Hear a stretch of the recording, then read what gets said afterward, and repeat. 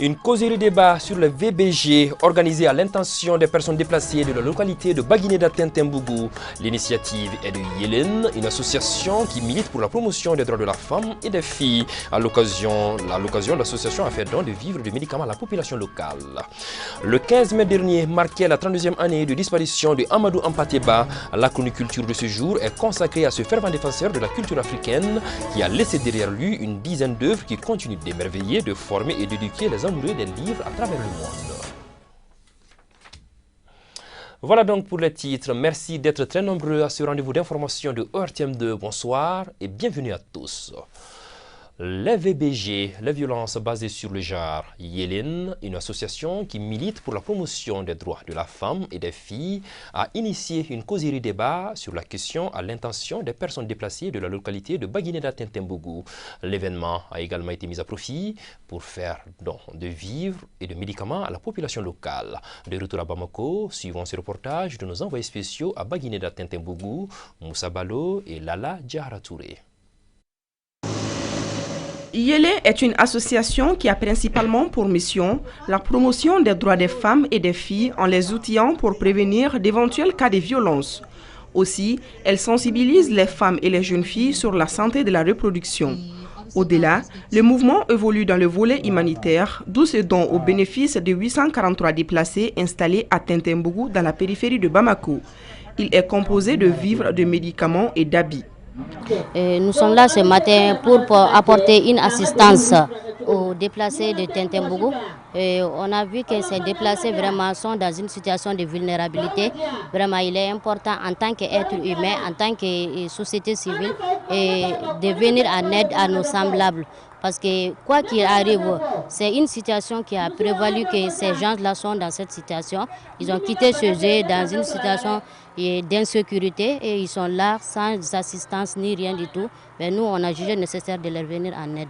Cette action humanitaire est une première pour les bénéficiaires qui réitèrent leur gratitude à l'association. Vraiment, cela nous va tout droit au cœur parce que ça nous montre qu'ils ont de leurs parents qui se trouvent à Bamako, qui se soucient et qui pensent à eux et qu'ils veulent toujours être à leur côté. Et merci à toutes les équipes qui sont venues ici sur le site de Tintembougou parce que c'est le site aujourd'hui qui est plus isolé. Ce don a été possible grâce à d'autres associations qui servent de partenaires stratégiques pour Yelen dans ses initiatives de bienfaisance. Et vu toutes ces personnes qu'on a vues là, franchement, ça demande de l'aide. Ils ont besoin de beaucoup de choses, ils ont besoin d'aide, ils ont besoin d'assistante en fait. Donc dès que Yele m'a proposé qu'on fasse quelque chose, j'ai dit oui tout de suite pour qu'on puisse agir ensemble. Rien qu'à voir leur logement, manque d'eau, le côté sanitaire. Les bénéficiaires ont mis l'occasion à profit pour évoquer d'autres préoccupations. Il s'agit à titre d'exemple des difficultés liées à l'appropriation de certains documents administratifs. Pour rappel, l'association Yele a vu le jour en 2021 et depuis, elle officie en faveur des nécessiteux. Remise de kits sanitaires cette fois-ci à certains malades atteints du diabète. Le geste est du Rotary Club et de Rotarac Mali, organisation non lucrative, en partenariat avec l'association de lutte contre le diabète. Maladie chronique, le diabète, faut-il le préciser, apparaît lorsque le pancréas ne produit pas suffisamment d'insuline ou que l'organisme n'utilise pas correctement l'insuline qu'il produit. En tous les cas, ce geste du Rotary Club et Rotarac Mali, si minime soit-il, vise à donner du sourire à cette couche vulnérable, c'est ce que nous dit Mariam Sissoko. Le Rotary Club International et le Rotarac, deux partenaires stratégiques du secteur de la santé au Mali. Cette remise de dons aux malades du Centre de lutte contre le diabète en est une illustration parfaite. Le choix de ce centre réside dans la complexité de cette maladie. Complexité qui fait d'elle une maladie invalidante, se présentant comme un problème de santé publique avec un taux de prévalence de plus de 3%. Le Rotary, c'est un club service. Nous menons nos actions en faveur des plus démunis pour les rendre un peu plus heureux. L'objet de cette rencontre, c'est de venir assainir le centre de diabétologie et puis donner des soins de première nécessité aux malades qui souffrent. On en a fait plusieurs fois, mais cette année, on a fait l'action avec nos clubs FIOL, le Rotarac, vraiment qui ont la main forte pour vraiment bien rendre l'endroit propre. Le diabète, c'est une maladie sournoise, c'est-à-dire que ça évolue à bas bruit. Et lorsque le diabète est connu, Donc l'essentiel, c'est de pouvoir suivre, venir faire ton contrôle ici au centre de lutte contre le diabète, en même temps surveiller votre alimentation. Satisfait des malades et des membres de l'association de lutte contre le diabète qui invite toute autre bonne volonté à emboîter le même pas. Le message à l'endroit des autres associations comme le Rotary International et le Lancelot International, c'est dire que l'association malienne de lutte contre le diabète est ouverte à toutes les bonnes volontés.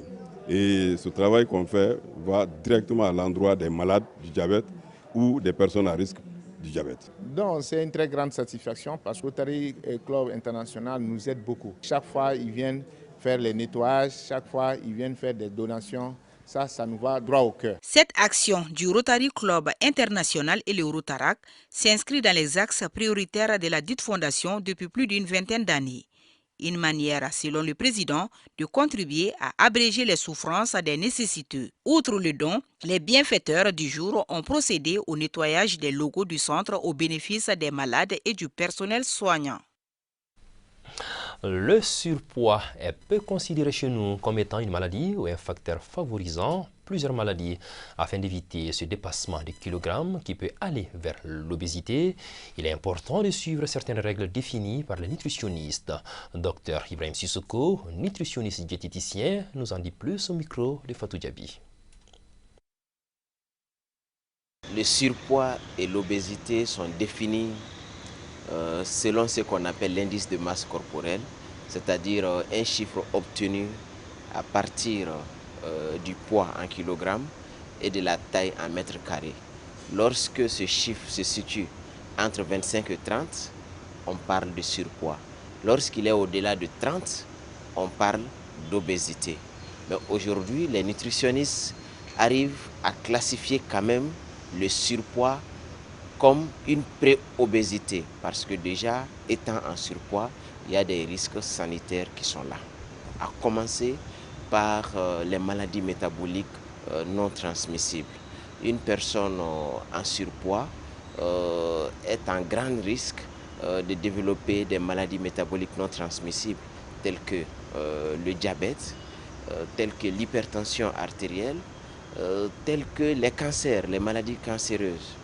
Il est important pour éviter ce surpoids d'avoir ce qu'on appelle une alimentation équilibrée. Et comment savoir qu'on a une alimentation équilibrée? Il y a 7 règles de l'alimentation équilibrée qu'il faut retenir. La première règle, elle est toute simple, c'est d'hydrater l'organisme. On doit hydrater notre organisme. Mais comment hydrater? La meilleure façon d'hydrater notre organisme, c'est de boire la meilleure des boissons qui est l'eau. Donc, il faut privilégier l'eau. On doit boire de l'eau à volonté. La deuxième règle d'une alimentation équilibrée pour éviter le surpoids, évidemment, c'est de diversifier notre alimentation. Diversifier notre alimentation revient à dire tout simplement qu'il faut manger un peu de tout, mais dans les quantités idéales pour notre santé. La troisième règle, il faut éviter de grignoter. Un organisme qui grignote tout le temps, c'est un organisme qui peut aller progressivement vers le surpoids. Ce qui nous amène à la quatrième règle qui est très importante, c'est de limiter la consommation de gras. La cinquième règle, c'est de privilégier la consommation de fruits et de légumes. Ce qui nous amène à la sixième règle, qui est de privilégier la consommation de sucre naturel. Donc nous devons limiter au maximum notre consommation de sucre artificiel. Privilégier la consommation de sucre naturel revient à dire tout simplement de manger les aliments qui viennent déjà avec leur sucre. Le riz contient du sucre, les fruits en contiennent. Tout ça, c'est des sucres naturels. Parce que quand nous parlons de sucre naturel, tout de suite notre esprit nous renvoie au miel ou autre chose. Donc, tout ce que nous mangeons contient déjà une certaine quantité de sucre. Et la dernière règle, évidemment, c'est de faire des activités sportives. Voilà, la transition est toute trouvée pour faire le point sur la pandémie de Covid-19 dans notre pays. Ce jour 20 mai 2020, les services de santé font état de 76 tests réalisés, 0 cas positifs, 0 guéris, 0 décès. Pour vous protéger et protéger les autres, suivez les mesures de prévention et faites-vous vacciner. Je vous l'annonçais donc au sommaire, 15 mai 1991 au 15 mai 2023, il y a exactement 32 ans que Amadou Hampâté Bâ disparaissait. Fervent défenseur de la culture africaine, Amadou Hampâté Bâ a marqué la littérature africaine par son talent inné. Il laisse derrière lui une dizaine d'œuvres qui continuent d'émerveiller, de former et d'éduquer les amoureux des livres à travers le monde. Dans la chronique culture de ce jour, Mariam Koulibaly jette le projecteur sur cette figure de proue de la littérature africaine et même malienne. Suivons ensemble. Figure emblématique de la sagesse et de la culture africaine, Amadou Hampâté Bâ est cet écrivain malien qui a, à un moment donné, révolutionné la littérature africaine. Cela fait exactement 32 ans qu'il disparaissait, mais l'on se souvient encore de l'homme.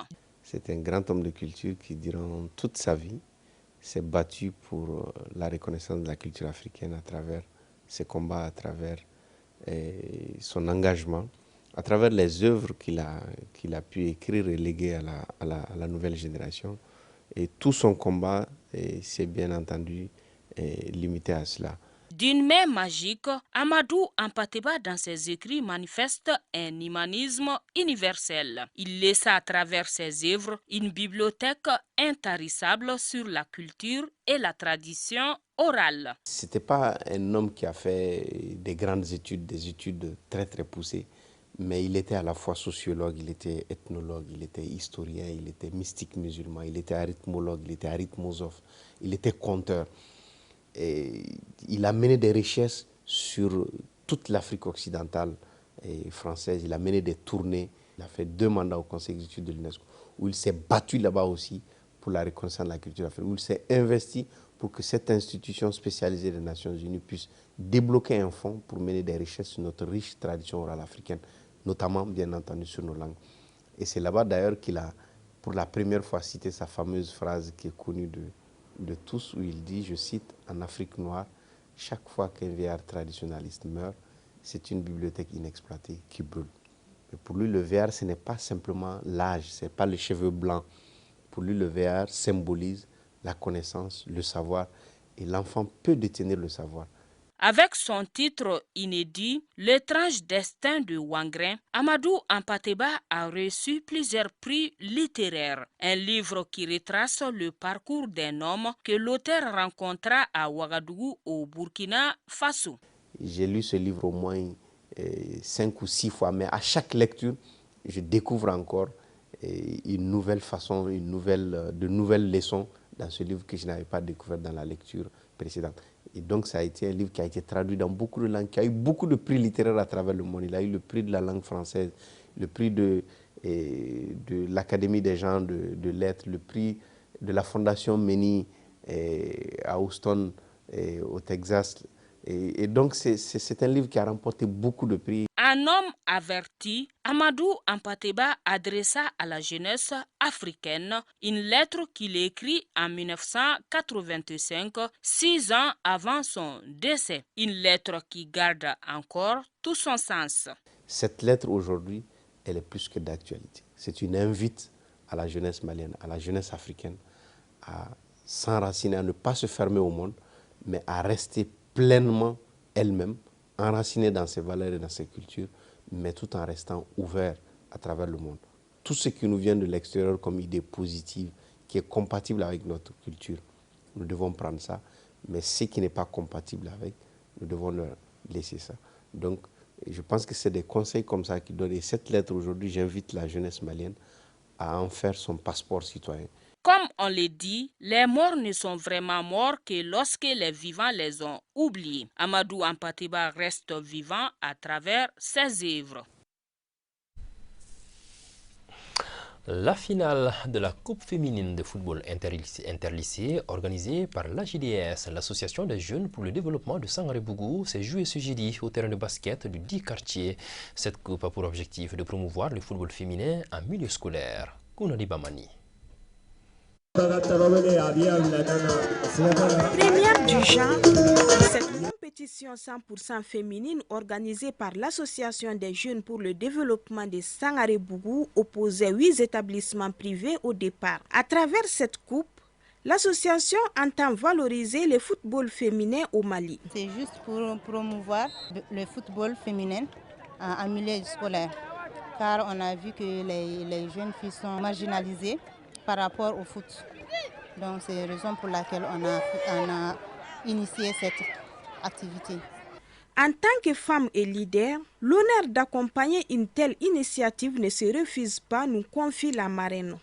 C'est une fierté pour moi d'accompagner les filles parce que le sport pour moi est un facteur de développement. Quand on dit le sport, on dit qui dit la santé dit le sport. C'est au cours d'un match serré que Nansen de Sangaré-Bougou en rouge les vainqueurs le seul but de la rencontre. Score final, 1 but pour Nansen de Sangaré-Bougou et 0 but pour Banankoro de Titi-Bougou. Tous émus, les rouges de Nansen de Sangaré-Bougou s'expriment à notre micro. Très contente. Je ne sais pas comment je vais dire même, tellement que je suis contente. Le football, c'est très très important pour nous les filles. Je les remercie infiniment. À la fin du match, toutes les équipes qui ont participé à la compétition ont reçu des cadeaux. La victorieuse, en plus du trophée et des maillots, a obtenu la somme de 75 000 francs. Voilà, c'est ce qui met fin à cette édition de ce samedi soir. Merci de l'avoir suivi. Je vous donne rendez-vous demain, même heure, même plateau et toujours avec le même plaisir. Très bonne soirée du samedi à tous. Que la paix soit avec vous.